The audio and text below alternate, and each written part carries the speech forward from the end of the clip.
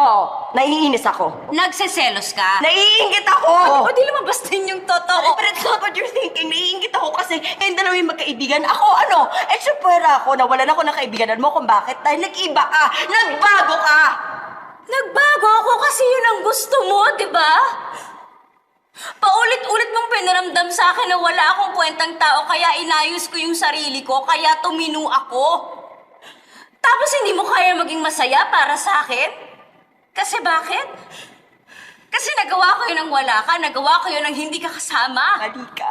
Wow! Mali na naman ako. Kasi ikaw yung palaging tama. Kasi ikaw yung nakaangat sa amin. Sa mga mata mo, kami yung laging mali, kami yung may dumi, kami yung palpak. Ikaw yung magaling, matalino, busilak ang puso mo. Gusto ka kita tinutulungan kasi mahal kita. Gusto ko maging masaya ka. Hindi totoo yan. Ginagawa mo yan para sa sarili mo nang sa ganon bida ka.